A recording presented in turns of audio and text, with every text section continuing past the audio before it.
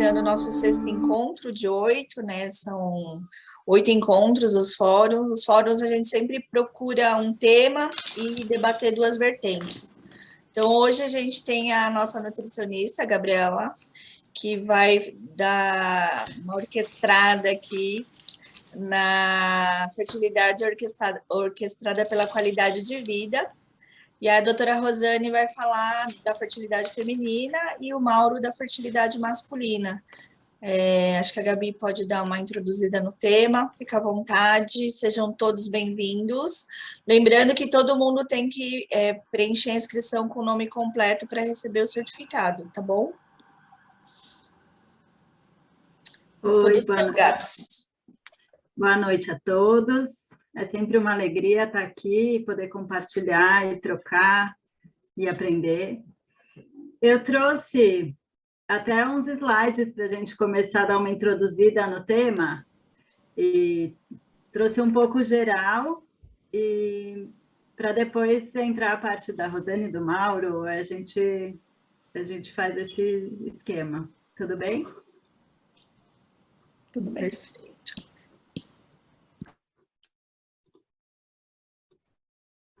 Estão vendo a minha tela? Sim. Então, a fertilidade, eu adorei esse nome, fertilidade orquestrada pela qualidade de vida, maravilhoso. E eu acho que é bem isso, né? A gente pode pensar numa orquestra, quando a gente pensa na fertilidade, e o que, só para a gente começar a pontuar, o que é qualidade de vida? Que é um termo, essa definição da Organização Mundial de Saúde de 95, que é a percepção do indivíduo de sua inserção na vida, no contexto da cultura e sistemas de valores nos quais ele vive em relação aos seus objetivos, expectativas, padrões e preocupações. Então, é um termo que envolve o bem-estar espiritual, físico, mental, psicológico e emocional, além de relacionamentos sociais como família e amigos, mas também saúde, educação, habitação, saneamento básico e outras circunstâncias da vida. O próprio nome diz, né? É a qualidade da nossa vida. E aí, para a gente trazer isso de uma forma mais simples, são comportamentos que a gente consegue modificar e pensar em formas de viver que podem influenciar na saúde e no bem-estar dos indivíduos, e a fertilidade está incluída nesse espectro. Um ponto que eu acho muito importante quando a gente fala e pensa em fertilidade seria esse equilíbrio hormonal, não só do sistema reprodutor, mas também da tireoide, do sistema adrenérgico, da adrenal. E aí eu gosto de pensar nesse equilíbrio como equilíbrio corpo, mente e espírito, considerando que o sistema reprodutor seria o corpo, a mente seria a tireoide e o espírito seria o estresse, esse sistema adrenal. Para a gente olhar o indivíduo como todo, e a fertilidade e a qualidade de vida estão incluídas aí. Por quê? Quando a gente tem escolhas, né, no estilo de vida, no caso de infertilidade, quando a pessoa percebe isso como um problema, isso gera um impacto na sua qualidade de vida, na satisfação. Então, os casais, e muito isso na mulher, né, mas nos dois, às vezes é um objetivo a ser atingido e gera uma insatisfação ou uma sensação de fracasso, de frustração. A identidade da mulher que não consegue ser mãe, o impacto no seu emocional, isso acaba gerando às vezes, interferência na relação do casal e na atitude sexual também. Esses fatores levam a pior qualidade de vida, que levam a esse distresse, que seria esse estresse emocional negativo, que resulta em alterações do eixo hormonal. Então, o estresse é um fator importante para levar alterações na rota hormonal, interferindo em LH, na ovulação, interferindo na maturação dos ócitos, e com isso a gente diminui a chance de sucesso nos tratamentos de reprodução assistida. Com essa redução na chance de sucesso, aumenta esse estresse, e aí a pessoa normalmente resulta em piores escolhas de estilo de vida. É muito comum, às vezes, eu atendo alguém que muda a alimentação para engravidar e não consegue, aí ela fala, então não vou mais fazer nada disso, porque não deu certo mesmo, então desiste. E isso acontece com outros hábitos também, prática de exercício físico, outros fatores que interferem na qualidade de vida. Isso acaba gerando um ciclo vicioso. Então, essa relação do estresse, né, que pode ser tanto físico como emocional, ecológico ou ambiental, que levam a essa alteração no eixo hipotálamo, hipófise e adrenal, alterando, então, a liberação dos hormônios, reduz FSH, LH, e aí a ovulação fica comprometida, a menor competência do ócito, altera o fluido folicular e interfere também na implantação do embrião. E esse dado eu achei interessante, de casais que estão tentando engravidar por 12 meses. Então, quanto mais fatores, né, mais estilo de vida adverso, então, pessoas que têm 4 fatores de estilo de vida adverso. Então, por exemplo, não faz exercício físico, não mantém alimentação equilibrada, fuma e ingere bebida alcoólica em excesso. Tem 38% de chance de gravidez. Se tem só 3 fatores adversos, 52% de chance de gestação. E aqueles que têm um estilo de vida saudável têm 83% de chance em 1 ano de tentativa. Então, como é importante, né, reforçar isso, de manter hábitos saudáveis, um estilo de vida e uma qualidade de vida saudável, se aumenta a chance de sucesso de reprodução. E aí, quais são, então, esses fatores que interferem na qualidade de vida? Hoje está sendo bem estudada essa questão da radiação e frequência eletromagnética, celular no bolso, computador no colo, aumenta a temperatura escrotal, aumenta a radiação, isso pode estar relacionado. Casos de ansiedade e depressão. O sedentarismo é um fator que interfere na qualidade de vida e leva à infertilidade, mas o excesso de exercício também. O consumo de cafeína, que ainda não é bem estabelecido. A temperatura escrotal alta, que aumenta o estresse oxidativo também. Uso de drogas e consumo de bebida alcoólica e o fator nutricional. Então, gordura na alimentação, pouco consumo de verdura e legume e alto consumo de carne vermelha. Então, é uma outra figura que, além de tudo isso, tem a poluição, tem os agrotóxicos, os pesticidas, fatores socioeconômicos, distúrbio alimentar. Então, hoje tem uma distorção de imagem corporal muito grande, aí pessoas muito magras, a questão do peso, então, obesidade. Quanto maior o índice de massa corporal, menor a chance de sucesso. E no homem também. Então, eu já estou entrando, mas sei que só para dar uma introduzida no assunto. Então, alta temperatura escrotal, baixo consumo de fruta e verdura, alto consumo de carne vermelha e carnes processadas, estresse, gordura na alimentação e baixo exercício físico, aumenta o estresse oxidativo, leva a danos no DNA espermático, altera número, motilidade e morfologia dos espermatozoides, levando à infertilidade. Um ponto que eu acho legal a gente destacar é a questão do ciclo circadiano e do sono. Então, hoje, 40% dos adultos têm distúrbio de sono, e as mulheres que fazem fertilização, 43% têm sono insuficiente ou interrompido. E a gente sabe que isso leva um estresse muito grande, uma ansiedade, isso acaba comprometendo, interferindo no sono. E um ponto para destacar é em relação ao número de horas de sono por noite. Então, aquelas que dormem menos tempo têm menor chance, né, menor taxa de fecundidade do que aquelas que dormem mais tempo. E as mulheres que têm problema de sono em 50% do tempo, É isso, tem quase 90% menos fecundidade do que aquelas que dormem bem. E aí, quando a gente pensa nesse equilíbrio do ciclo circadiano, então a duração do sono, pessoas que trabalham à noite, né, trabalham em turno, ou o desequilíbrio, né, a má qualidade do sono, leva a esse desequilíbrio do ciclo circadiano. E esses genes que regulam o ciclo circadiano, tanto na mulher como no homem. Então, na mulher, ajuda a regular o ciclo do estrogênio, tem relação com a produção do LH. No homem, produção e maturação do espermatozoide, momento da inseminação e fertilização são regulados por esses genes.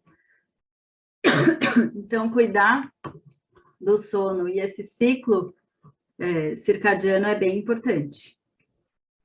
A alimentação, que é um dos pontos que a maioria das pessoas dos trabalhos destacam como importante em relação à qualidade de vida e bem-estar.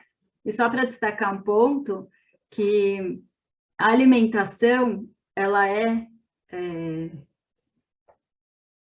perdi o que eu queria dizer.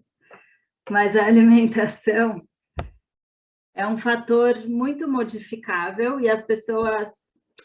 O que eu gosto de reforçar é que a alimentação não só para a reprodução, mas para o bem-estar e para a qualidade de vida e, como consequência, o sucesso reprodutivo. Só para pontuar, de alimentos minimamente processados ou mais in natura em relação aos muito processados, pensando em reprodução.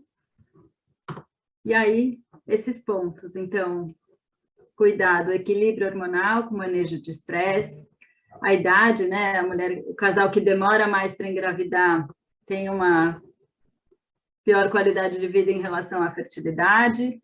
Olhar para sono e ciclo circadiano, disruptores endócrinos, que são esses agrotóxicos, pesticidas, poluição. Cuidado com o peso, o exercício, nem de mais nem de menos. Tabagismo, bebida alcoólica e drogas, e cuidado com a alimentação. E agora eu passo a palavra... Eu acho assim, né, que realmente a apresentação da Gabriela foi um grande introdutor, né, foi perfeita a sua introdução, Gabi, que não foi uma introdução, né, na verdade você já falou muita coisa aí, que provavelmente eu e o Mauro, nós não iremos repetir, mas uma coisa que me chama a atenção e que eu fiquei pensando, vendo você falar, é que o que era muito engraçado é que tudo isso nós sabemos há muito tempo, né? Quem é o pessoal, eu e o Mauro, né? Nós somos, eu falo que é do old school da reprodução, né? Dinossauro. Nós já estamos ficando dinossauros, tiozinhos, né? Não, nós somos os tiozinhos, Mauro, da reprodução. E a gente é os tiozinhos da reprodução, e naquela época a gente já falava, na época que a gente começou lá na Santa Casa, que o Mauro comprava os residentes comprando pão de queijo e Coca-Cola normal, a gente Matei muita gente. A gente já falava disso, da qualidade de vida, da importância da alimentação, mas engraçado que nós não compreendíamos muito bem os mecanismos de como isso afetava a fertilidade.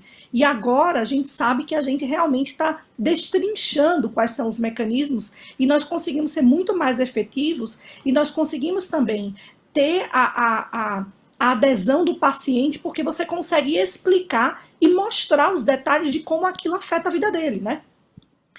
Então, bem, vamos lá, deixe-me colocar minha apresentação aqui. Vamos lá. Vou compartilhar com vocês.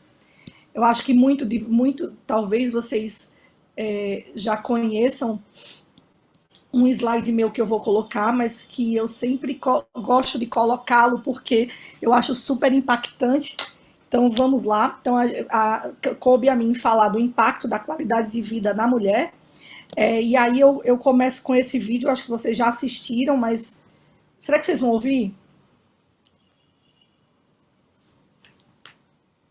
Não estou ouvindo. Acho que tem que compartilhar o som, dar um stop sharing. Não tem problema. Se vocês só virem o vídeo e lerem a legenda, já dá certo. Belezinha.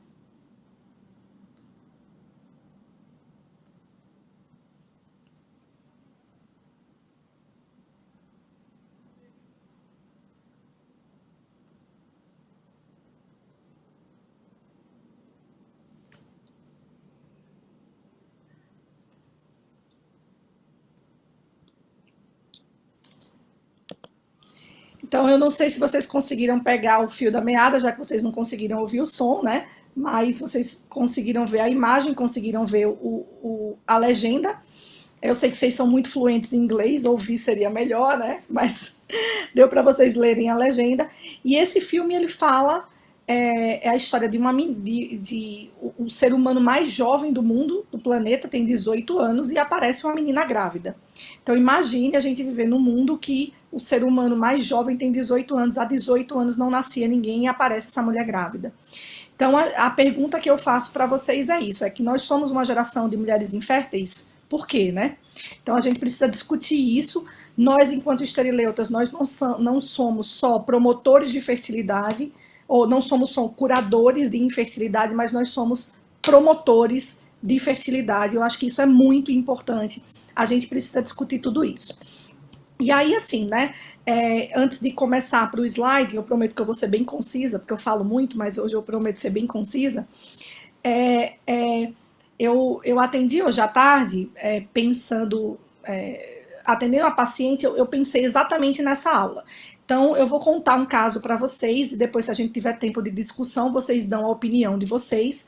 Mas eu atendi hoje uma cirurgiã de 35 anos, que veio de uma família da região norte, uma família, um pai bem castrador, né, uma mãe submissa e o pai castrador. Ela veio para São Paulo para fazer a faculdade aqui em São Paulo, e ela sempre foi cobrada dela um grande resultado, ela tem uma high performance, né, que a gente fala. E aí ela fez a faculdade aqui, se formou, ela agora acabou de terminar a residência, mas é uma pessoa que se cobra muito, uma pessoa que estuda muito, uma pessoa que dá plantão noturno, né? E ela tem 35 anos e começou, há 2 anos ela teve uma tromboflebite, depois de um voo curto, um voo de 3 horas, sempre havia usado o anticoncepcional oral, parou de usar o anticoncepcional oral depois desse evento da tromboflebite, e tinha uma dor abdominal super importante. Enquanto cirurgiã, procurou um cirurgião vascular. O cirurgião vascular fez o diagnóstico de síndrome de Beit-Tanner, que é uma síndrome de alteração vascular da pelve e do abdômen, que não foi confirmado no momento que ele fez um procedimento invasivo para colocar um stent. E essa paciente, aos 35 anos, me procurou com essa dor abdominal. Em resumo, a paciente tem uma endometriose gravíssima, lesão de bexiga, um antimileriano de 0,6 aos 35 anos, e todos os anticorpos antitireoidianos, o anti-TPO e o antitireoidiano positivo, sendo uma paciente que tem 1,70 m e pesa 55 quilos.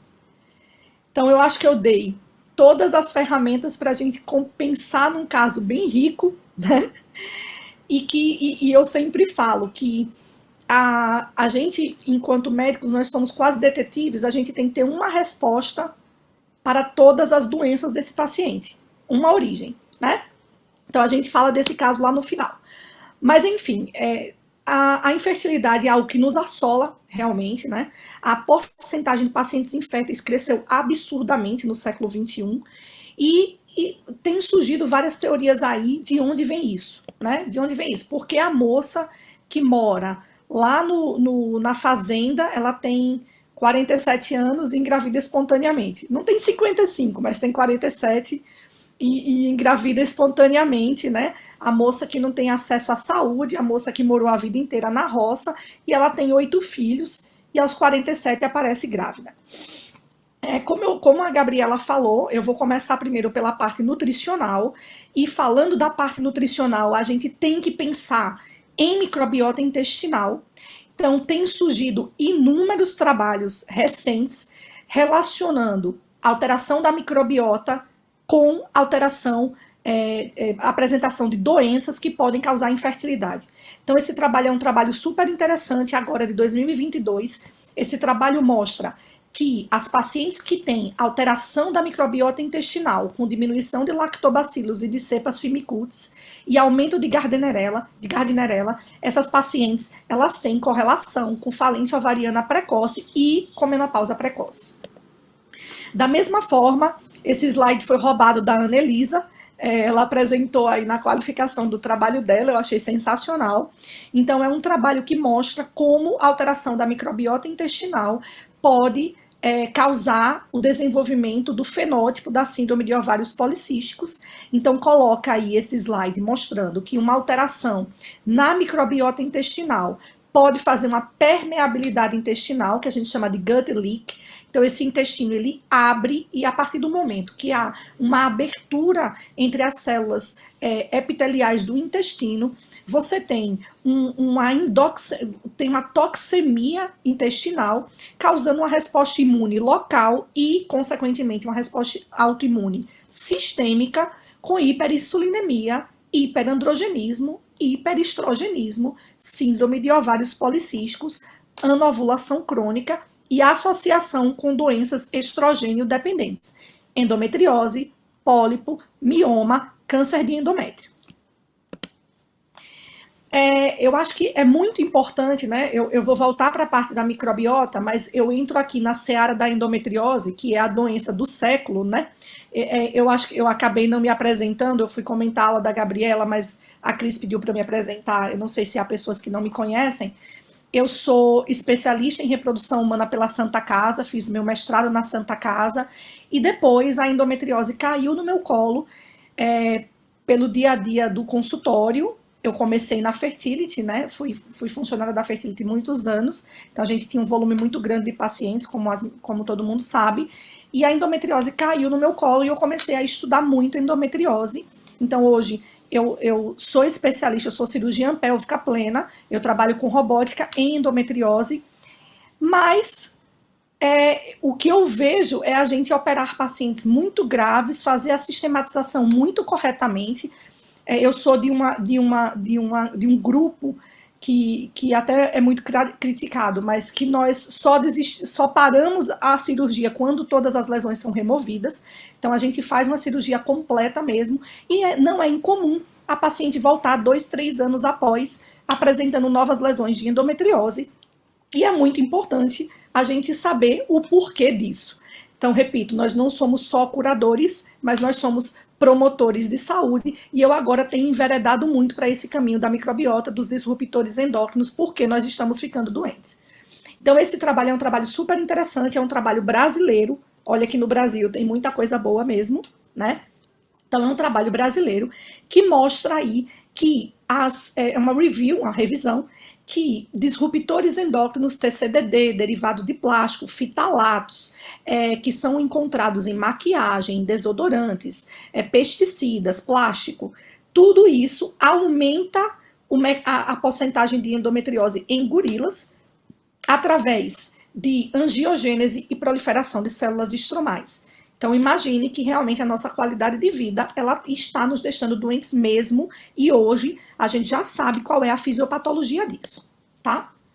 Esse artigo é um dos artigos mais interessantes dos últimos tempos, na minha opinião. Ele é de 2020, e ele mostra, ele hipotetiza de uma forma muito robusta como é que a microbiota intestinal pode causar endometriose.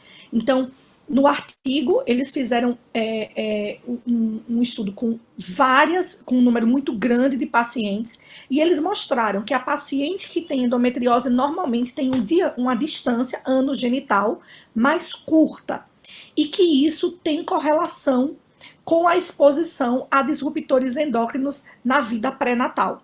Então, quando você tem disruptores endócrinos e a mulher está grávida, esse concepto ele vai ter uma distância anogenital mais curta, e isso vai possibilitar que haja aqui, a contaminação da microbiota endometrial pela microbiota oral no consumo, né, intestinal, fazendo com que a paciente altere a microbiota endometrial, diminuindo o mecanismo apoptótico das células, fazendo com que haja uma proliferação anormal de células endometriais e endometriose. Eu coloquei esse trabalho para causar polêmica mesmo. Eu não sei se vocês estão habituados a esse termo, que é o termo de predominância estrogênica. Eu queria que vocês já que é um fórum de discussão, eu acho que vale a pena a gente discutir, vocês podem falar. Vocês já ouviram falar desse termo, predominância estrogênica? Ninguém? Não. Nobody? Não é possível. Nobody. Então tá. Já. Então, já, a Gabriela já, porque a Gabriela é nutricionista. Eu acho, Gabi, eu acho que vocês da nutrição, você, a Flávia, né, o pessoal da nutrição está anos-luz de conhecimento, de fisiopatologia, de mecanismo de desenvolvimento de infertilidade do que nós, cirurgiões e esterileutas, bem informados. Então, assim, gente, eu sou cientista, eu sou formada pela Santa Casa. O Mauro, ele é cientista. Mas o que a gente precisa entender é que a medicina avançou, ela continua avançando, e nós precisamos ter, sim, a compreensão da forma como nós estamos ficando doentes, a qualidade de vida está impactando na nossa vida, para que nós possamos intervir de forma muito efetiva nessas pacientes. E não só a gente se tornar fazedores de fertilização ou cirurgiões que vão lá e arrancam a doença. Isso eu sei fazer muito bem. Né? E eu acho que todo mundo que está aqui sabe fazer muito bem. Então, o que é predominância estrogênica? A predominância estrogênica é um diagnóstico sindrômico de um excesso da função dos estrogênios. Isso pode ser causado por 3 causas. Então, pode ser causado por um excesso de produção estrogênica ou uma hiperfunção do receptor estrogênico. Normalmente, essa hiperprodução, ela vem de hiperinsulinemia, de pacientes que têm resistência insulínica, e aí essa paciente ela vai produzir mais androgênio a nível das células da teca no ovário, esses androgênios vão ser convertidos em estrogênio, e esses estrogênios eles vão causar doenças estrogênio dependentes, que causam infertilidade. Então, predominância estrogênica, a causa 1 é a produção, a causa 2 é deficiência na metabolização, isso é genético. Então são aquelas mulheres que hereditariamente elas convertem o estrogênio na 16-hidroxiestrona, que é um metabólito do estrogênio que é proliferativo, que aumenta o risco de mioma, que aumenta o risco de pólipo, que aumenta o risco de endometriose, que aumenta o risco de câncer de endométrio. Então é aquela família que todo mundo tem endometriose, é aquela família que todo mundo tem mioma, a minha tia tirou o útero por mioma, a minha avó tirou o útero por mioma. Então, predominância estrogênica por aumento por deficiência de metabolização. E a terceira causa é por reabsorção intestinal. Então, todo o estrogênio ele é metabolizado no fígado e ele é excretado normalmente pelo intestino, pelas fezes, só que a nossa alimentação industrializada, ela estimulou um complexo de bactérias que é muito comum hoje no nosso intestino, no intestino da população, que é o estroboloma, que faz com que metabólitos de estrogênio que eram inativos sejam reabsorvidos pelo intestino na forma ativa, causando doenças. Então, esse trabalho eu coloquei para chamar a atenção. Esse trabalho é super interessante, Gabriela. Ele fala exatamente a nível molecular como isso é possível. Então, isso não é mentira. Já existe comprovação a nível molecular de como isso funciona, tá? E aí eu vou conversar a respeito também de outra polêmica, que é o Covid, né? Graças a Deus nós estamos aqui num fórum interno, a gente não está lá no Instagram para ninguém vir e apagar o nosso post, a gente pode falar aqui o que a gente quiser, né? Então eu vou falar o que eu quiser. E aí é o seguinte, eu não sei se os outros colegas que são da reprodução, isso eu não posso comprovar, tá? Isso ainda não chegou a ser ciência, mas eu estou jogando a lebre aqui para que nós possamos conversar a respeito disso. Nós vivemos num mundo globalizado que agora existe pandemia, né? Existiu lá atrás as pandemias, elas não se espalhavam na velocidade que se espalha e se espalhava anteriormente. Hoje a pandemia se espalha rapidamente, então a gente teve Covid que se espalhou pelo mundo inteiro. A gente está tendo surto de meningite em São Paulo, né? Surto de influenza. Então, crianças que só porque têm asma estão indo para o tubo, estão indo para a UTI porque pegaram influenza. Mas, enfim, é a qualidade de vida e é a nossa imunologia Então, a gente tem aí esse trabalho chinês mostrando que as pacientes que estavam infectadas pelo Covid, naquele momento da infecção, quando foi aferido a reserva ovariana dessas pacientes, a reserva ovariana das pacientes infectadas pelo Covid, da mesma idade, da mesma região, elas tinham uma reserva ovariana naquele momento, naquele corte transversal, muito inferior às mulheres saudáveis que tinham sido alocadas àquele trabalho de forma randomizada aleatoriamente.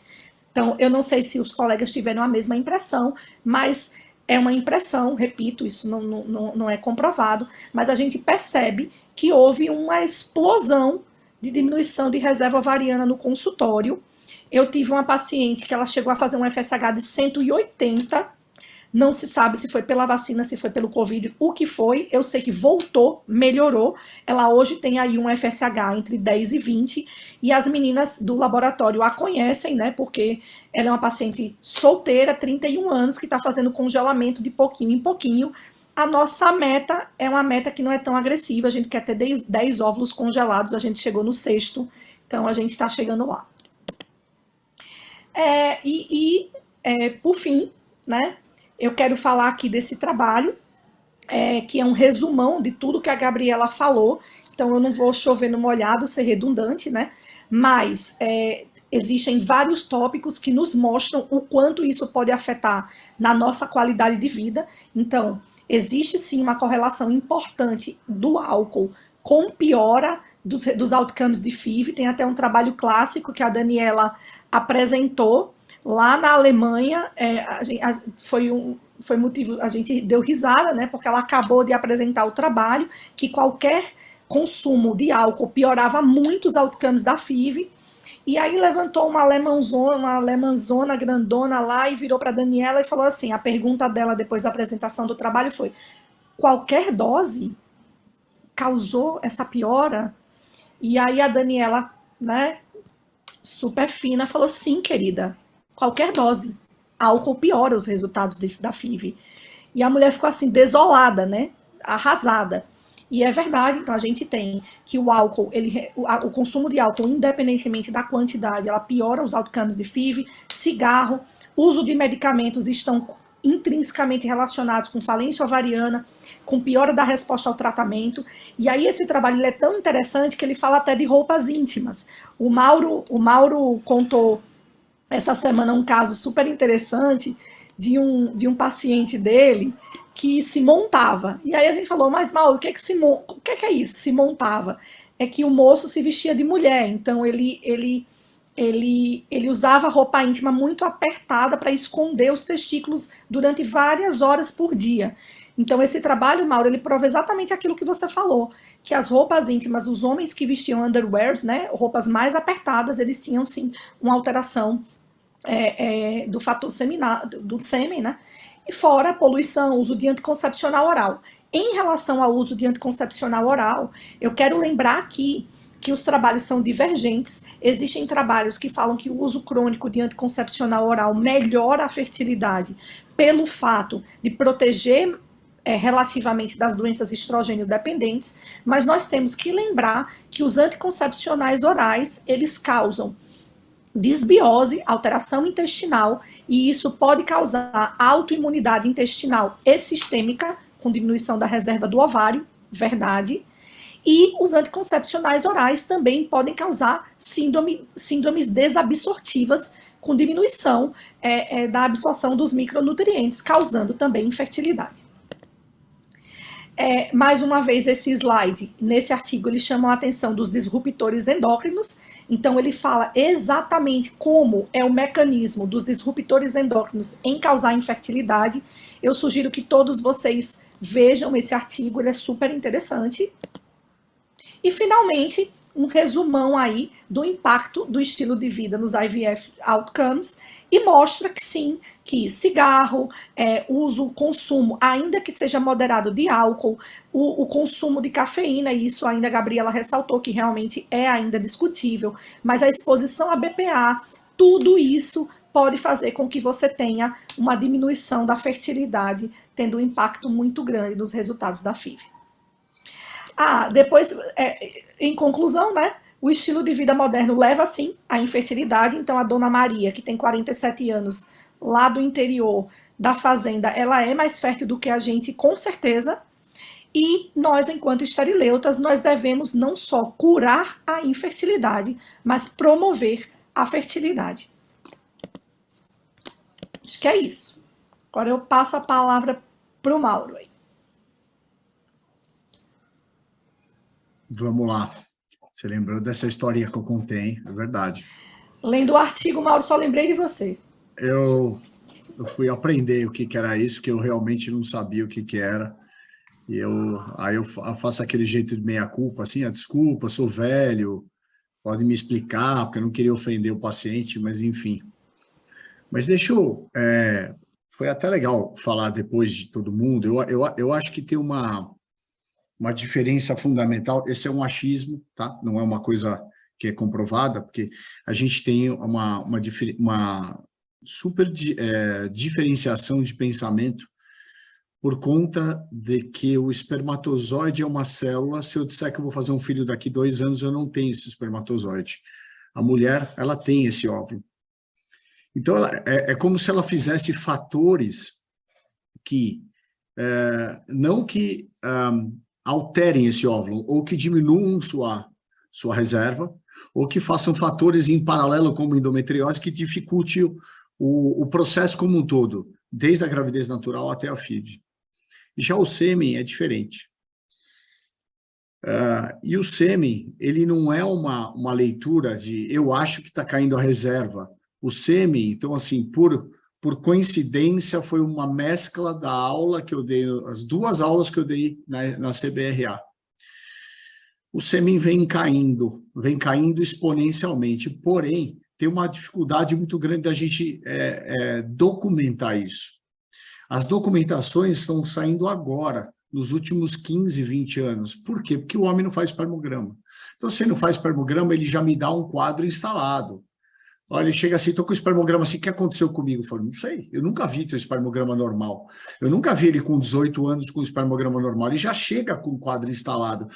É diferente da mulher que vai todo ano ao ginecologista. Então, a Rô contou um caso que, na verdade, eles postergaram para fazer o diagnóstico, mas ela vinha tentando fazer esse diagnóstico. O homem não. O espermograma não é um exame de fertilidade. Por quê? Um espermograma ruim pode engravidar, ele não ele não fada a não gravidez, ele estima, é um pouco diferente, ele torna-se improvável, não impossível. Se ele engravidar com aquele espermograma ruim, ele jamais fará um espermograma, mas essa leitura vem mudando, né? Então, eu ainda brinquei lá na hora ali do brasileiro, sei lá, veio na minha cabeça, eu falei, existe a menarca, né? Que é a primeira menstruação. Como é que chama o primeiro ejaculado do homem? Não tem nome, ele não é importante, e talvez ele fosse importante. Agora, a gente está corrigindo o espermograma cada vez mais para baixo. Isso na normativa, no dia a dia. Espermograma, 50 milhões, 20 milhões, 15 milhões, e vai caindo motilidade, vai caindo morfologia, vai caindo. Então, é como se a gente fosse ficando cada vez mais benevolente. E os trabalhos, eu chupinhei esses slides de mim mesmo, esses trabalhos vêm mostrando uma queda. Então, eu brinquei por 2 ou 3 vezes dizendo como é bom ser europeu. Então, você tem todos os dados e você consegue estimar a queda do espermograma em 30, 40 anos. Então, mas esse trabalho, ele chamava atenção porque ele era feito dentro de clínicas. Mas aí, a hora que você vai para um banco de sêmen na população geral, que eles vão coletando o sêmen, o doador, em tese, é alguém de bom potencial. Ninguém vai querer doar um sêmen ruim. Então, quando você olha e vê a mesma leitura, está caindo a fertilidade exponencialmente como uma régua. Está caindo para todo mundo, por bom e por ruim. É claro que, dessa forma, a gente sabe que tem gente que tem fatores associados. Então, eu vou ser um pouquinho menos a favor das mudanças. Por quê? Antes de entrar nas mudanças, esse slide, para mim, foi um diferencial. Pela primeira vez, se fez um levantamento de espermograma e mortalidade. Você ter um espermograma cedo, jovem, mais baixo, ele é propício a você ter uma menor saúde, uma pior saúde, especialmente cardiovascular e oncológico. Agora, A gente sabe os fatores, foram falados, e aqui no meio nós temos o lifestyle, apesar que ele colocou obesidade aqui, mas ele está incluído nos dois aqui, né? Então, isso já está documentado, a gente vai falar sobre o meio. E quando você fala do meio, quando você fala do lifestyle, existe alguns problemas. Problema número 1, dificilmente você tem um fator isolado, você só fuma. Número 2, ele tem dose dependente. Você pode fumar um cigarro por dia como você pode fumar 3 maços. Ele já vai ser outro cara. Ele vai entrar no grupo de tabagista, mas é outro nível. E assim você tem essa associação, 2, 3 fatores, um fator. Fatores transitórios, engorda e emagrece.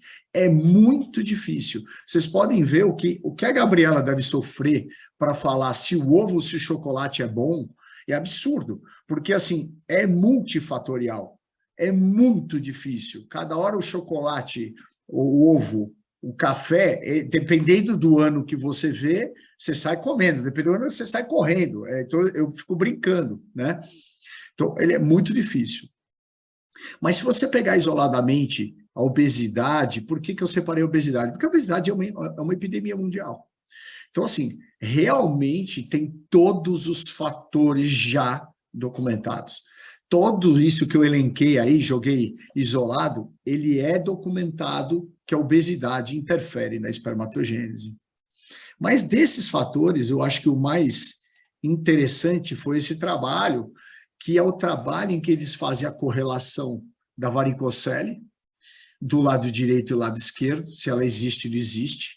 Então, a gente vê o nível de temperatura, então eu brinco aqui, falo como é bom ser europeu, né? Sabe quando o Conselho de Ética ia permitir eu colocar eletrodos né, lá do homem? Jamais, mas na Europa pode, né? Aí o Garola, você fala que ele é bom, eu tiro o sarro dele, falo, cara, você não é tão bom, você é europeu. Só que tem esse segundo gráfico extremamente interessante. Se você olhar, os dois testículos estão aquecidos, porque é o gráfico do obeso. Então, o obeso tem uma varicocele bilateral, em termos de temperatura. Eles comprovam que a varicocele ele é termodependente e eles comprovam que a obesidade faz o efeito termodependente, além de outros. Só que tem um problema. Então, eu coloquei ainda esse trabalho porque o Léo trabalha comigo, é professor da PUC comigo, meu amigão, pesquisador top de linha. Bom, vamos operar a bariátrica desses pacientes a depender das condições clínicas, vamos dizer, uma indicação bariátrica. Então, tem pacientes que têm efeito contrário.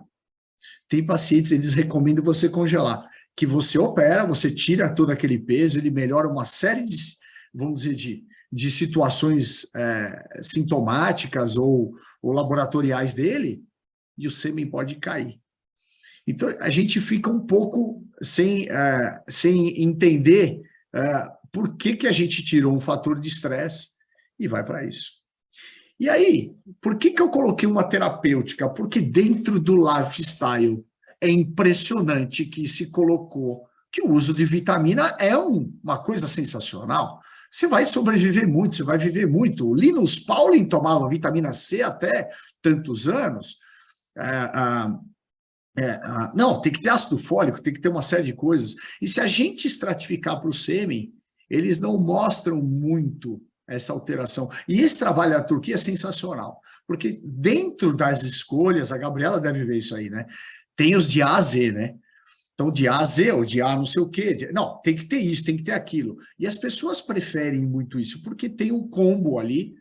E nesse combo, como você compara poucas substâncias com muitas substâncias, aqui o grupo A, B e C, eles declinam realmente, eles podem declinar a fragmentação do DNA, só que é tudo igual. Você gastou muita grana aqui no D e você gastou pouco no A e funciona da mesma maneira. Porém, quando você tenta estratificar, escolhe 2 substâncias, você pode ter um acréscimo. Tem um trabalho de um tempo atrás, no meio da pandemia, era um trabalho da JAMA, eu não quis pôr para não ficar tão longo, e que ele mostrava que conforme você escalonava a dose, a fragmentação dele aumentava. Então, o paciente no lifestyle positivo dele, vou tomar vitaminas, ele pode estar diminuindo a chance de sucesso dele, no tratamento dele, seja ele qual for. É lógico que o nosso carro-chefe é o IVF, Porém, você precisa lembrar que também precisa ter fragmentação baixa para coito programado, para inseminação, para pós-reversão e assim vai. Aí o Agarwal fez um levantamento e ele postulou isso. Você tem que ter um equilíbrio. Agora, eu tenho uma pergunta para todos, exceto para as duas nutricionistas. Como é que a gente, médico cabeçudo, sabe fazer isso? A gente não sabe. Não sabe. Se vocês pegarem eu e a Cris aqui, e você der um comprimido, ou é muito para ela ou é pouco para mim, não faz sentido. E num negócio que você precisa de equilíbrio, a gente precisa da nutricionista, é ela que tem que adequar. Ela que tem que adequar conforme a minha massa corpórea, conforme o meu tamanho, minha ingesta. É isso que eu coloco. Esse trabalho, ele basicamente diz isso. Cara, para de dar esses combos que você está achando que está fazendo bem, está fazendo mal. Ou você está subdose, ou você está superdose. Está errado. E esse trabalho diz que não funciona absolutamente nada. Bom, mas aí eu até dei uma subidinha da tela, porque a Rô levantou, eu achei que não era pertinente, mas foi levantado. Vamos lá, eu vou falar aqui em linhas gerais. Esse treco é uma linha de pesquisa que eu estou pegando, o disruptor endócrino. Qual que é o problema? Ele desliga o testículo, ele tem uma leitura transgeracional, a gente não está sendo só contaminado, a gente veio menos capaz. Olha esse trabalho aqui, isso aqui é de sangue de cordão. A gente está vendo já no nenê, ali no nascimento, 200 substâncias químicas. A gente já sabe a Durden Dosing, a gente já tem isso separado, só que ele tem um problema que chama-se epigenético. Um blastocisto tem de 120, 130 a 200 células. Depende se ele está mais evoluído ou menos, enfim. E eu tenho 3, 4 trilhões de células. Eu sou completamente diferente desse blastocisto. Só que eu vou ser forjado com essas substâncias. Isso é transgeracional. A gente precisa entender que o que sai do epigenético depois da conversa vira genético. Ele vai, muda a expressão e vira genético. No nenê passa a ser genético. Esse trabalho da Dinamarca, ele lá não entra no fator, vamos dizer, moral disso, tá? Então, as pessoas podem abortar. E aí, ao abortar, eles estudaram os nenês, as placentas e algumas partes e alguns órgãos. A placenta consegue filtrar, em média, 3/4 das substâncias, principalmente os endócrinos. Ele está no nenê abortado. Esse nenê está sendo forjado por isso. E o trabalho que a Rô falou já foi estratificado no norte da Itália. Esse trabalho é sensacional, eu coloquei ele agora aqui. Por quê? Porque ele diferencia por regiões. Então, eu lembro que eu falei no brasileiro, quando eu vi a Green Zone, eu falei, eu vou querer ver esses caras aqui, porque eles são livres. Não tem mais região livre. Está nos mananciais de água. Ah, eu sou vegano, eu sou vegetariano. Pois é, a água que está irrigando o teu alface, ele está cheio disso. E na Itália e na Europa tem processos biliardários.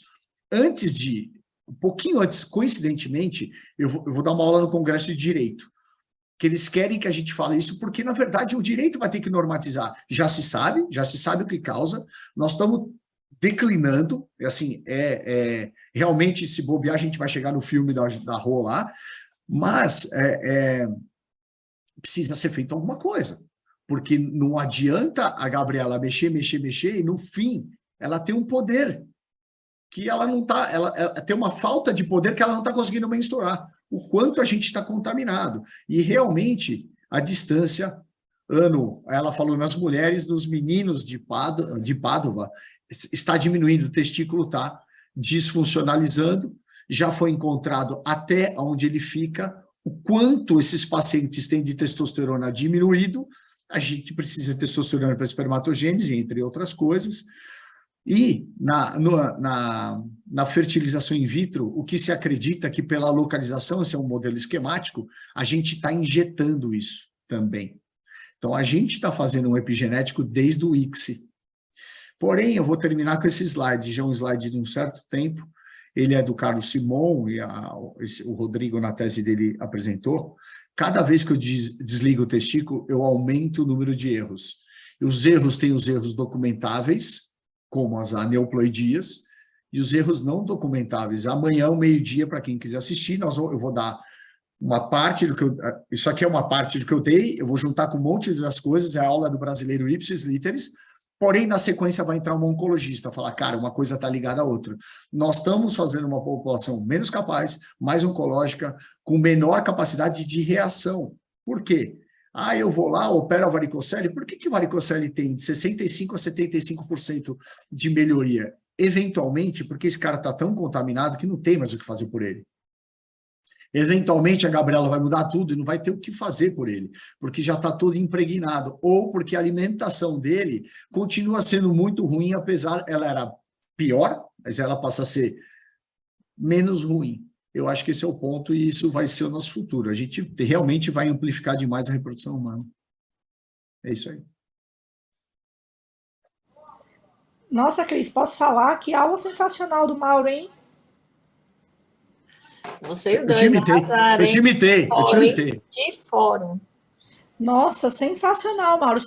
Sabe porque assim, Mauro, eu sempre conto uma história, eu sou a pessoa dos causos, né? Eu te falei, né? Do old school, né?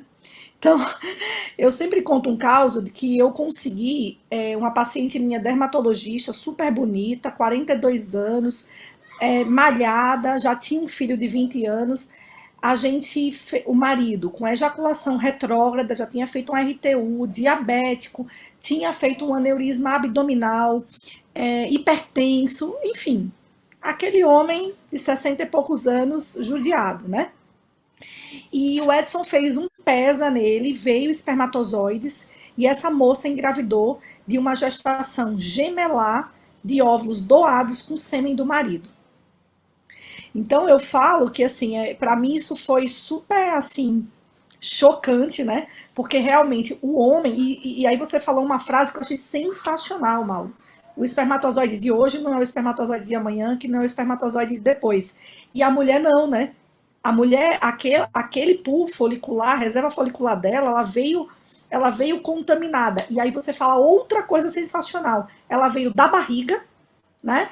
Por disruptores endócrinos, por níveis mais baixos ou mais altos de testosterona, se essa paciente era uma paciente que tinha endometriose ou tinha ovário policístico, ou uma paciente que era hiperglicêmica, né? Ela teve diabetes gestacional, então ela fez com que a filha tivesse a sinalização para ter resistência insulínica. Ela tinha uma microbiota intestinal alterada, que fez com que a filha tivesse também uma microbiota intestinal alterada, que aumentasse o risco dela de fazer obesidade, de fazer resistência insulínica, de fazer doença autoimune. Quer dizer, mas no final das contas, nós estamos sendo envenenados mesmo, e a taxa de fecundidade, ela está caindo ao longo dos anos, né? E você falar que os mananciais estão contaminados, eu estava lendo um artigo essa semana a respeito dos micoestrogênios. Então, foi descoberto, né, que existe um grupo de fungos, que esses fungos eles conseguem produzir um estradiol 1000 vezes mais potente do que o estradiol que nós produzimos, imagina? E que isso está sendo utilizado na alimentação do gado, né? Então, a gente come carne contaminada por estrogênio. Olha só, né? Sabe o que aconteceu comigo quando eu trabalhava com o Isaac no Rio? O Isaac me perguntou sobre isso. E eu, numa conversa informal, falei, Isaac, tem uma série, era o início, estou falando coisa de uns 10 anos atrás, e ele falou numa rádio. E aí os caras dos frangos foram para cima dele, ele precisou pedir desculpa. Beleza, saí da aula da CBRE agora. Ele veio aqui e falou assim, cara, eu queria mostrar para esses filhos da mãe tua aula. Eu falei, cara, existe um problema que a gente criou uma amarra, a gente não pode falar umas coisas, né? Então, você pode ver que a Rosane falou assim, estamos livres, vamos conversar. Mas se fosse num lugar, a gente já pisaria em ovos. E é mais ou menos isso. É um conceito, então, se você pegar o disruptor endócrino, o primeiro relato dele é final da década de 30, que é o Teflon. O grande lance é que o Teflon não, o PFAS, né, o PFAS, ele desdobrou para todas aquelas coisas que você falou, no celular, o antirreflexo óculo, o antiaderente na blusa, e foi. Foi embora. Então, nós somos a terceira geração de contaminados. Não é uma contaminação, nós estamos contaminados. Nós já viemos com isso cada vez mais em potencializado. Não tenho dúvida. O que a gente precisa pensar, e aí muda a nossa prática clínica, né? O que nós precisamos pensar, e eu falo isso no consultório, é que nós temos que apagar o incêndio. Então, nós apagamos o incêndio fazendo fertilização in vitro, operando bem nossos pacientes, você fazendo microtese, você operando a varicocele, a gente apaga o incêndio. Mas se nós não identificarmos a causa do problema e não intervirmos na causa do problema, a gente vai ter gerações cada vez mais doentes e a gente está fazendo literalmente papel de bobo, né? A gente está fazendo papel de bobo. E Mauro, eu falo uma coisa que eu acho bem assustadora, é que assim, eu falo que nós, os médicos que foram bem formados, que sabe ver o PubMed, que sabe avaliar e criticar um artigo científico, nós precisamos pegar essa bandeira para nós mesmos e a gente preencher a lacuna dos picaretas, né? Ainda tem isso também, né? Que agora virou um comércio, né? Que é só prevenir, só prevenir, só prevenir, e isso também não é verdade, né? A paciente que ela chegou com a endometriose grave, que tem lesão de bexiga, ela precisa ser operada.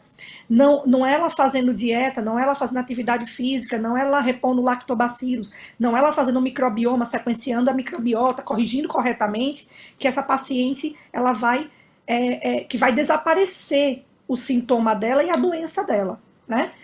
Mas a gente precisa aí tomar isso para a gente fazer a prevenção e o trabalho curativo de forma muito bem feita. Porque senão vai ter 18 a criança mais nova, o ser humano mais novo vai ter 18 anos, gente. Eu quero ter netos. Eu quero ter netos. Que a Rosane falou, né, de ser promotora da fertilidade. Eu acho que esse papel educativo é fundamental, inclusive quando a gente pensa nessa questão política mesmo, porque a gente começa a ver quantos fatores que estão intervindo e a gente é muito pequeno individualmente para conseguir combater tudo isso. Então, cada um tem que fazer a sua parte, né? E quando a gente pensa, às vezes a gente sabe de tudo isso dos disruptores, dos xenobióticos, mas os casais que vêm buscar, eles enlouquecem também com esse mundaréu de informação.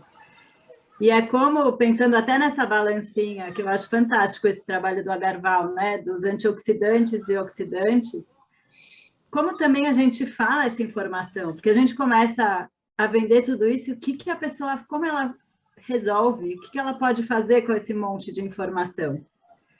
Então, também para a gente pensar aqui a nossa parte como indivíduo, como profissional, e como que a gente transmite essa informação sem enlouquecer a pessoa. Mas eu acho que a gente tem que transmitir a informação. Mas e alguma coisa que a gente possa fazer com isso? Mas a gente pode. Então, assim, a gente pode minimizar, Gabriela, a gente não pode ser malucos, a gente não pode enlouquecer. Né? Mas assim, se eu puder trocar as minhas panelas de alumínio por cerâmica, eu vou trocar. Se eu puder usar o desodorante que não tem alumínio... Panela de vidro, Doc. Panela de vidro, eu vou usar. Né? Então, assim, a gente precisa, o que o Mauro falou, nós estamos sendo envenenados ao longo do tempo. É claro, a gente é pequeno, não vai dar para eu falar para a indústria da agropecuária que eles não podem fazer, as meninas veterinárias aí, eu não posso dar comida para o gado que tenha micoestrogênio, né? Eu sou pequena, né? E a gente não vai deixar de comer carne. Mas o que a gente pode fazer, a gente tem que fazer. Então, é do pequeno. A gente tem que ir minimizando, mitigando o efeito. No oceano, né? A gente vai reverberando essa informação. Gabriela, o que eu acho, assim, eu vou falar, eu acho que eu dei algumas sortes, né? Então, por exemplo, eu nem me apresentei, mas Eu vim lá de trás, eu fui o primeiro, eu e o Luiz fomos os 2 primeiros estagiários do Edson. E naquela época a gente teve uma sorte muito grande, ela está aqui do meu lado direito, a gente teve muito acesso à Rose, né? Então, assim, tem uma hora que a gente tem que ter todo o tato do mundo e tem hora que não tem o que fazer. Tem hora que não tem o que fazer. Então, por exemplo, uma das perguntas, assim, eu vou contextualizar um pouquinho, assim, eu recebo uma enormidade de pacientes azoospermicos, tá? Assim, realmente. Só que a imensa maioria das vezes eu nem sei o que aconteceu. Eu vou lá, vou no genético, faço tudo screening, eu não vou entrar nesse mérito aí e tal. E eu não sei o que aconteceu. Eu não sei o que aconteceu. Então, assim, faz parte de nós falar assim, putz, cara, não dá. O teu caso é ovo-doação, o teu caso é semidoação, o teu caso é X. Não tem o que fazer. Assim, tem hora que não tem o que fazer. O que eu acho, por isso que eu quis contextualizar em relação a isso. Às vezes a gente não tem o que fazer porque a gente nem sabe o que está acontecendo por trás. Tem essas coisas acontecendo por trás e está limitando a nossa terapêutica, na verdade. Está limitando e a gente não tem isso. Então, por exemplo, acho que o grande expoente dos disruptores é o Foresta. O Foresta saiu da universidade. Ele sai e ele virou um gestor de saúde. Eu não sei, eu estou falando assim, eu inventei, tá? Não sei exatamente como chama, não é ministro. Então, ele tem engenheiros, porque eles vão normatizar a Itália. Eles estão indo em mananciais, engenheiro, sei lá, essas coisas de purificação, tem químico, tem médico, ele está gerenciando um cluster de pessoas para ir na fonte, porque ele foi o primeiro a detectar aonde parava esse negócio. Mas como assim? Ele passa a barreira hematotesticular, ferrou, e ele passa a placenta, ferrou. Só falta passar a meninge, porque ele passa tudo, ele passa todas as barreiras filtram o peronomútil. Então, é um problema, porque a gente está chegando, talvez, num pensamento, que por isso que eu terminei lá embaixo, assim, que a in vitro não vai começar assim, nós vamos ter que fazer doação de tudo, porque nós estamos perdendo poder. Estou perdendo o poder de terapêutica, de eu melhorar um homem. Não, o homem dá para tratar, eu só preciso ter um espermatozoide, não precisa ter nada, cara.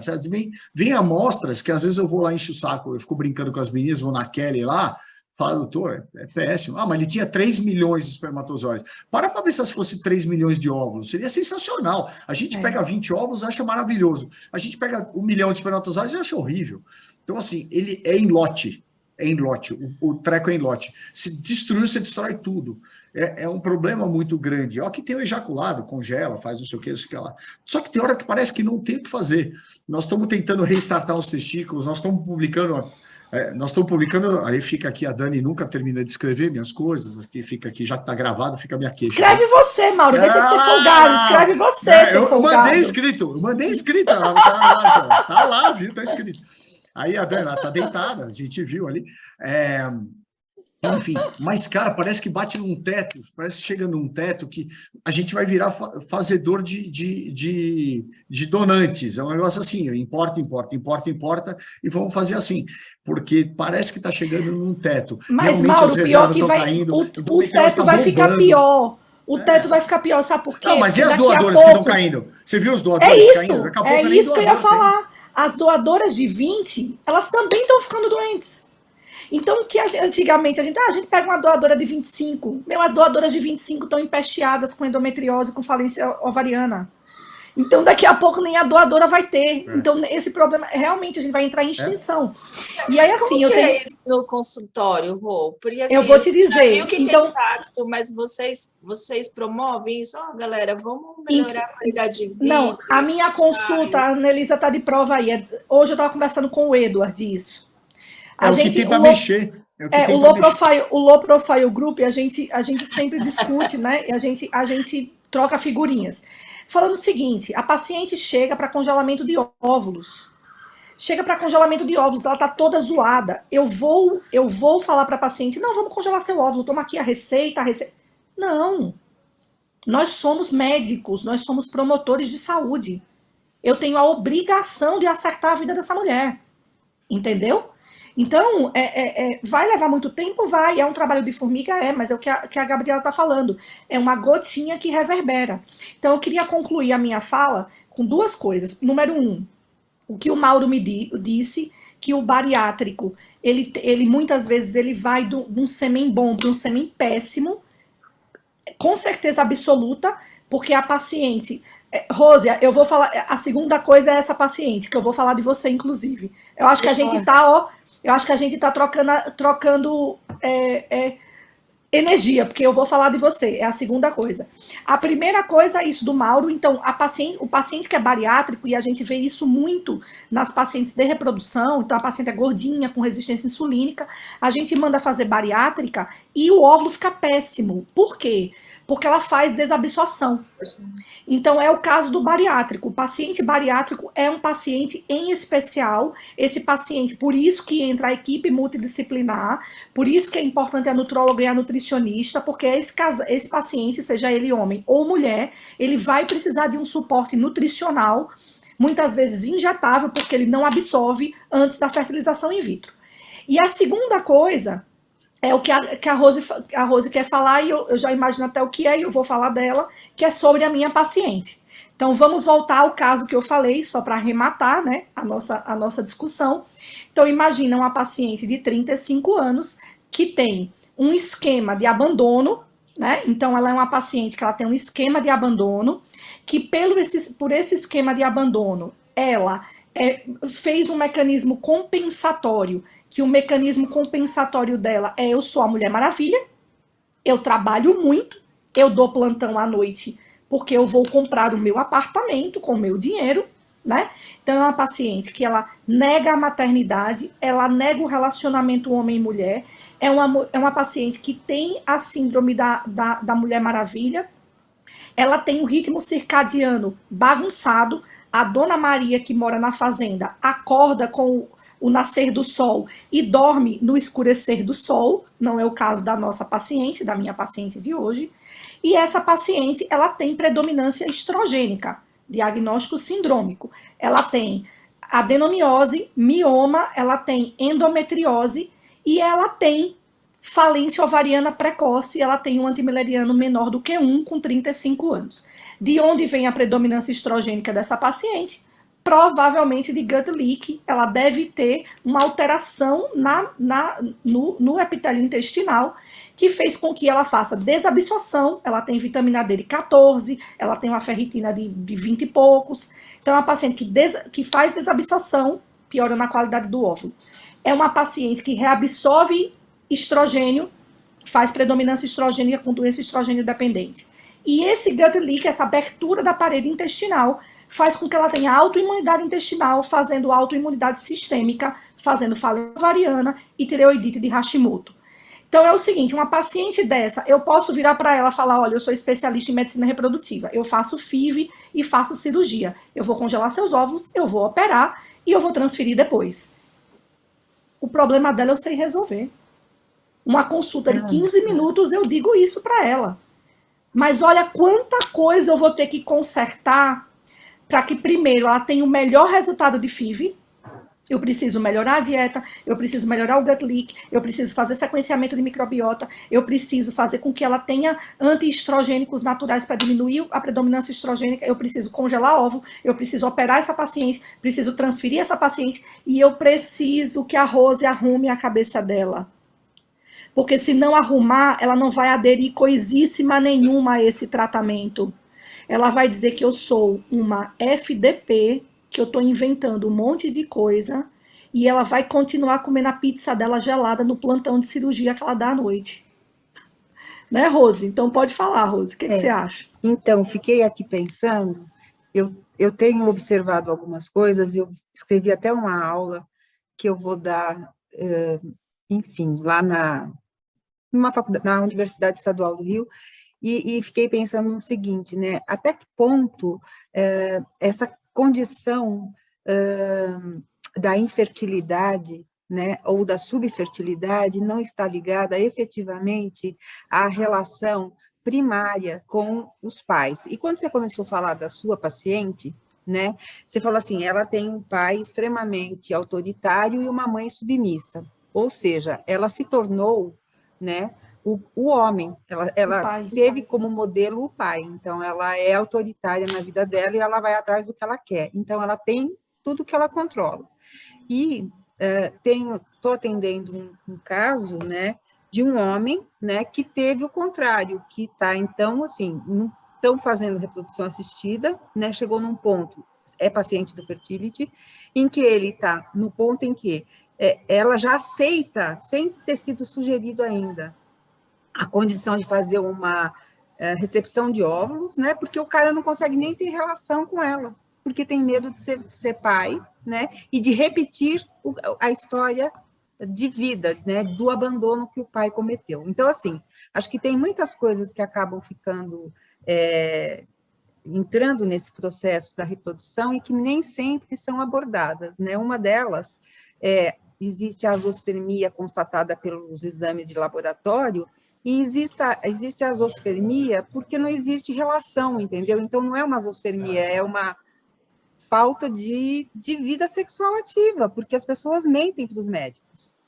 Então, quando a gente fala da importância de algumas coisas, né, por exemplo, de se questionar a sexualidade, a vida sexual, e até mesmo uma anamnese que questiona um pouco o que existe por detrás, qual é o medo que a pessoa tem de ter um filho, né? Por que ela vai criando condições no corpo, né, em que esse corpo não funciona como deveria, né?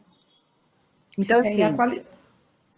desculpa. Não, pode falar, e a qualidade, desculpa. né? Então, ela vai atrás de tudo que ela quer, né? Então, assim, ela conquistou tudo, ela se tornou uma mulher de destaque, não é? Então, ela é médica, ela se formou, ela tem o apartamento dela, o carro dela, sei lá, se ela pode escolher o homem que ela quer, mas e aí? E o que vem dela? Né? Então, assim, o que é essa epigenética? O que é que a gente carrega, efetivamente? E, Rose, a qualidade de vida, a sexualidade é algo que é muito importante mesmo. A Gabriela falou de qualidade de vida. As pessoas... É fato que o pessoal mais do ambiente mais, né, fazenda, enfim, né, do interior, eles têm uma vida sexual mais ativa do que a gente. Sim. Fato. Né? Sim. Isso também é causa de infertilidade, você tem razão. Flávia, você queria falar? Gente, queria dizer que eu vou dormir feliz hoje, porque eu estou muito feliz com o que eu estou ouvindo aqui. A colocação da Rose. Eu fui paciente de infertilidade durante 10 anos e eu demorei para descobrir sozinha isso tudo que a Rose está falando. Então, assim, eu não conheci minha mãe biológica e eu fui criada numa família cuja minha madrasta ela é filha de ucraniano e era uma família só de mulheres, só que mulheres homens, mulheres que tomavam a frente. Então, assim, eu comprei meu primeiro apartamento com 26 anos. Né? Eu não sou rica, mas assim, eu sou uma mulher que trabalha bastante. E é exatamente sobre isso. Assim, aquelas mulheres dominadoras, controladoras, que vai lá e que faz. E a gente vê isso perfeitamente no perfil da maioria das mulheres que sofrem de infertilidade. E é muito legal quem já esteve do outro lado, como eu já estive, ouvir de vocês assim essa consciência, porque é sobre isso. Então, isso não dá para deixar passar batido. E muitas eu falo vezes... sobre isso abertamente na minha consulta, sem pudor nenhum. A maioria ouve assim abertamente e absorve e pensa e depois pergunta quem é minha terapeuta e tal. Outras ainda estão no piloto automático. Não estão preparadas para ouvir. Outras ainda estão no piloto automático, mas eu percebo assim, tem meninas que chegam para mim, como uma que chegou hoje, falou assim, Flávia, eu fiz a transferência, torce aí. Eu falei, cara, eu não tenho dúvida nenhuma de que vai dar certo. Pela consciência que ela adquiriu durante a jornada em relação ao papel dela como mulher e o papel do esposo dela como homem. Então, a gente atropela os meninos e não deixa eles fazerem o papel deles. E isso é ruim para o casal. Mas esses meninos também estão muito Finalmente, frouxos, alguém viu? falou de nós aqui. Mas vocês estão muito frouxos, viu? Esses meninos estão frouxos demais. Mas é porque a gente toma a frente. A gente não, se você fala, você é toscão. Você fica quieto, você é frouxo. Tudo cheio de mimimi, que fica... Ai, mimimi. A mulher, muitas vezes, as nós mulheres, se você toma a frente, você é grosso. Se você ficar quieto, você é frouxo. Eu tenho que ficar Mauro, quieto. deixa eu falar uma coisa importante. Muitas vezes essas mulheres, né, que são aí fortes, escolhem os mocinhos que não querem ter filhos, ou então que têm uma subfertilidade, né? Agora quem vai dormir feliz sou eu. Escutei a Flávia, muito obrigado, viu, Flávia, pelo amor. Não, a gente tem que aprender, sim, integrar os homens. Tem que integrar. Mas olha, a gente está falando. Atropela. Mas a gente está só falando de casal homem e mulher e a gente sabe que tem casal homoafetivo. Isso não tem a ver com homem com mulher, isso tem a ver com o papel da sexualidade que a pessoa faz uso, né, que a pessoa manifesta. Né? E assim, só porque isso também tem nos casais homoafetivos a mesma coisa. Com certeza. Mário, nós estamos tão A Rose ruim. está até ovulando nessa discussão aí hoje. Tem hora que alguém falou bem de nós, já inventaram outro casal para não falar mais da gente. Chega, troca. Vamos falar não, de mas é verdade, é o papel de cada um. A hora que for é o papel que a mulher e o homem assumem na... Ô, Mauro, eu tive um casal recente, Mauro, que a gente não vive só de sucesso, né? Eu tive um casal recente, eu contei para as meninas do laboratório, que é um casal de meninas. No Instagram, assim, só tem gente que engravida, é impressionante. Não, e claramente, eu sempre falo, os meus insucessos, eu falo, até porque meus casos, as meninas sabem, né? Eu só tenho caso cabeludo, eu não tenho caso... A paciente que só vem para congelar óvulo é essa daí. Então, assim, eu não tenho paciente. Eu era qual? Olha os casos vivos. Não, você, Flávia, era fácil. Eu sabia que era só fazer a terapia que ia dar certo, e deu. Né? Você era uma paciente que eu falei, você precisa resolver a tua vida aí. Resolve essa vida e deu certo. Foi isso que aconteceu. Paciente fácil, facinha. Você foi uma das mais facinhas da minha vida. Mas, enfim, nesse casal de meninas, assim, uma é fumante, gordinha, come mal. E ela que queria gestar. Por quê? Porque ela é a pessoa empoderada da relação. Então, ela queria engravidar, ela paga as contas, ela fuma, ela bebe, ela come muito, né? Então, ela é a empoderada, ela manda na relação. E a outra, na verdade... E aí, o que aconteceu? Olha só, as duas queriam induzir, mas a que manda queria engravidar. E aí, obviamente, a que não queria nem fazer o tratamento direito respondeu super bem. E a gordinha que queria engravidar respondeu, obviamente, super mal. Pedi para passar na Flávia, pedi para fazer a parte nutricional, pedi para parar de fumar. Ela, obviamente, não fez nada, teve um montão de embrião horrível, se sentiu extremamente fracassada diante da parceira, né? Porque a parceira, né, conseguiu responder super bem e ela respondeu super mal. E eu falei, olha, não adianta a gente ficar transferindo embrião, não adianta a gente fazer o seu tratamento se você não mudar seu mindset. Então, você precisa, sim, fazer terapia, precisa entender que você está sendo envenenada pelo cigarro, pelo álcool. E o que aconteceu com ela? Mudou de médico. Tirou os embriões aí da fertility, a Kelly me ligou, só para avisar que o paciente tal tirou os óvulos dos embriões daí. Eu falei, só lamento. Só posso lamentar. Porque é isso também, tem paciente que, como a Gabriela falou, não está preparada para ouvir, e isso tem a ver com a sexualidade, sim, isso tem a ver com o background da família, sim, né? E vai ter paciente que não vai aceitar, mas se a gente plantar a sementinha e a gente entender que nós não somos só fazedores de FIV, que não adianta pegar uma paciente que é gorda, que come, que bebe, que fuma, e ir lá e fazer 1000 FIVs. Pode ser que dê certo? Pode, é sorte, mas a gente não pode contar com a sorte, nós somos cientistas. Eu perco paciente palmeirense, porque eu não faço filho palmeirense, eu mando embora. Eu perco as que não podem, as que não querem parar de comer. Eu perco todas. Vão todas embora. Cada um tem seu mindset. E as fitness, Rosane, e as fitness? E tem aquelas que tem, como a Gabriela falou, aquelas que não comem absolutamente nada, que tem uma desabsorção ferrada, que tem desnutrida, hidden hunger, né? São lindas, magras e desnutridas. O óvulo também é uma porcaria. E tá vindo muito paciente baixo peso, né? Muito. Tá vindo bastante. Mas eu acho que tá vindo muito baixo peso, Flávia, de desbiose intestinal, eu acho. Acho que é desabsorção, eu acho. E isso tem a ver com a A desabsorção é generalizada. Quem mora em São Paulo, quem tem estresse já tem uma desbiose, intestino permeável. Sim. Exatamente. Tem que olhar mas para isso. A desbiose nossa, né, Cris? Ninguém perde peso aqui, não. A gente tem desbiose e ganha peso. Queria entender onde é que eu arrumo uma desbiose dessa. Mas aí eu falo, você tem desbiose... Daniela falando 0% de gordura. Você faz hiperinsulinemia. Então, tem desbiose que vai causar hiperinsulinemia, vai deixar você gorda. E tem desbiose que vai causar desabsorção e gut leak, permeabilidade intestinal, e vai deixar você magrela. Nervoso, não como nada. É o que o Mauro falou, não dá para você isolar um fator, porque são vários fatores intrincados. A aula do Mauro foi perfeita, né? Como é que você vai fazer um trabalho? Agora aguenta. Tem um paciente, tem um médico que fala o que o paciente quer ouvir, né? Porque eu perdi uma paciente de 43 anos que foi congelar óvulos, né? E que ela conseguiu, em duas estimulações, lá, não sei, 4 óvulos para congelar, e ele falou, fantástico, olha que resultado maravilhoso. E eu falei, aonde? E ela ficou brava comigo e foi embora.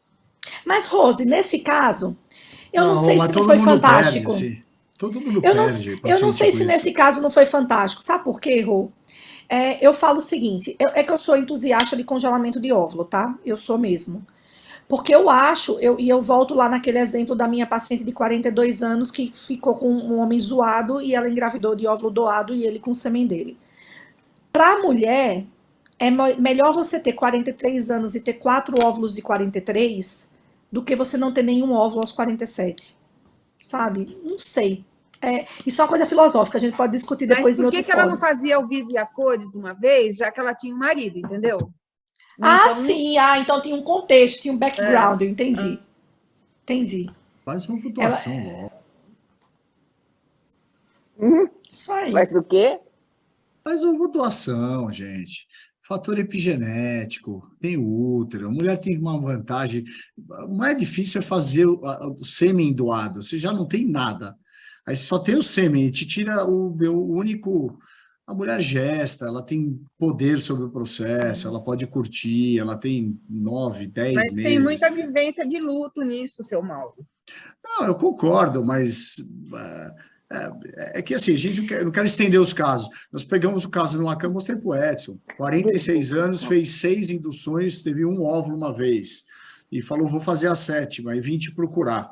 Aí eu fiz um desenho de 1 a 6 e falei assim, o que foi feito aqui? Ela falou assim, e o que vai ser feito na 7ª? Eu falei, eu garanto para você que não tem nenhum remédio novo, assim, vai. Agora, vamos dizer que tem, que o cara falou que tinha, né, para fazer uma indução nova. Eu falei, por que ele não fez antes?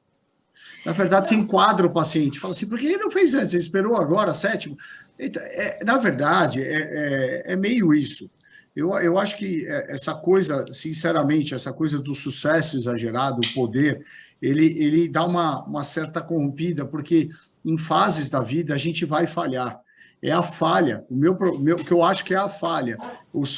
Todo sucesso tem um pagamento, ele tem um pagamento. E assim, esse pagamento na mulher, infelizmente, a biologia não é legal com vocês, vamos dizer a verdade. A biologia, ela sacaneia vocês. E aí, esse é um pagamento. Então, do mesmo jeito que você tem algum sucesso na casa, você precisa abdicar de algumas coisas na vida. É um pagamento. Só que, eu não sei, aí é abertura, estou falando, eu também não tenho essa ligação tão estreita com o sucesso absoluto e com a vaidade. Então, assim, ao menos existe um caminho. Ao menos existe um caminho. É uma perda para o ganho. Eu sei. Mas existe, assim. Mauro, existe um tabu muito grande, assim, porque existe ainda falta de informação. Parece pecado falar de ovulação. Teve uma paciente que falou assim para mim, Flávia, saí da Constituto da Rua agora, ela falou, mas assim, registra no nome de quem? Eu falei, o quê? Falei, não, no seu mesmo, do seu marido, o boleto vai para vocês. A faculdade é você que paga, você que vai sentir a dor de parir, viu? Você que vai sentir a dor de amamentar, é você mesma. Mas você, a mãe é você. Gente, e é uma pessoa que tem grau de instrução, tudo, e teve essa dúvida. Então, para você ver que não é qualquer coisa. Tá bom. Eu, por exemplo, eu fiz 7 fertilizações, na última eu fiz ovodoação. Mas, para mim, o processo foi muito importante. Se tivesse me oferecido lá atrás, eu acho que eu teria falado não, porque eu não sabia nem o que era isso. Então, durante o processo, eu fui aprendendo, sabe? Então, eu acho que a jornada, ela tem o seu papel ali, o seu tempo para se cumprir, eu acho. Perfeito, Flávia. É isso que eu ia falar, Mauro. A paciente que vai para a ovulodoação, e eu concordo com tudo isso que você falou, maternidade, eu tenho 2 filhos, maternidade é algo conquistado, Então, é fato, se você adotou, se você pegou na esquina, se você pariu, se é óvulo seu, se não é, não importa. É seu filho do mesmo jeito, você vai amar do mesmo Se é jeito. O teu vínculo é enteado, exatamente seja o que igual. for. Não importa, o vínculo é... Você escolheu gostar, é seu enteado. É vínculo de maternidade. Exatamente. Vínculo, Por isso que eu falo que eu sou tranquilo em relação a isso. mas o processo é muito importante.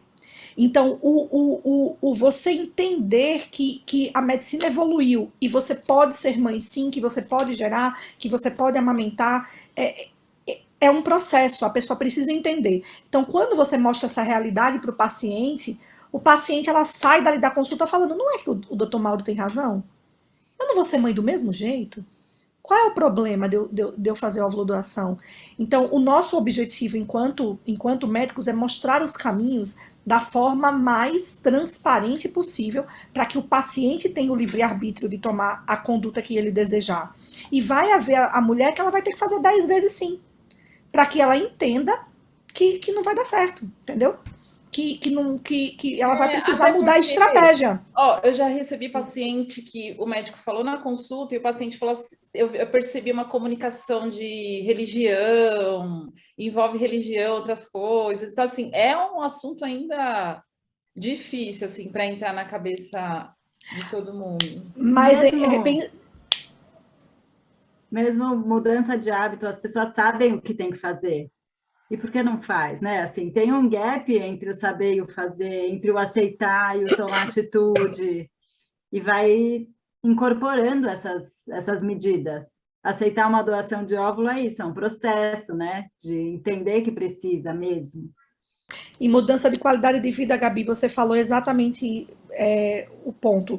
É um plantar, a gente precisa plantar, nós temos que melhorar as gerações subsequentes e nós precisamos sim tentar melhorar o pré para que a gente tenha melhores resultados de FIV, senão é como o Mauro falou, daqui a pouco a gente não tem nem doadora. Então, não teve óvulo, eu vou fazer doação. Mas daqui a pouco não tem a doadora, daqui a pouco realmente a sociedade desapareceu, entendeu? E só um ponto que eu acho importante reforçar também é antes, né? O quanto antes essa pessoa chega, já começar a mudar hábitos. E pensar na qualidade de vida. Porque ela vai ter melhores óvulos, vai ter uma qualidade seminal melhor, para não ser em cima da boca do gol também. E vai viver para pagar os boletos, né? Porque o problema é você ter filho, e eu vou fazer uma óvulo doação sem mudar meus hábitos, ou eu vou fazer um sêmen de doador sem mudar meus hábitos, e eu vou infartar aos 50 anos e deixar meu filho aí para os outros criarem. Né? Então, a gente tem que pensar nessa mudança também de mindset, né? De prevenção de saúde. Eu tenho um paciente agora que o cara infartou depois de perder 16 quilos. Eu não acho que foi porque ele perdeu os 16 quilos. O médico falou que se ele tivesse com 16 quilos a mais, ele teria morrido, não teria escapado. Aí eu falei, o seu filho que nem nasceu já te salvou. Eu falei para ele. O seu filho nem nasceu ainda, ele já salvou você. Rô, uma coisa que está ajudando muito, e você percebeu, né, que as meninas estão aderindo, a grande massa está aderindo mais à dieta, mas por conta do médico também falar da relação do glúten e da lactose. Porque quando a gente falava, já dava aquela coisa assim, não vou fazer, tô nem aí, vai entrar por um ouvido e vai sair pelo outro. E aí, quando ela chega, eu já falo, a Rô falou com você, falou, aí eu vou lá e reforço, aí ela faz. Então, ajuda muito essa comunicação integrada do médico com a nutricionista, ajuda bastante. Essa coisa da comida é polêmico, porque, eu até falei isso ontem, é polêmico porque não existe estudo robusto falando que glúten e lactose causam infertilidade, né?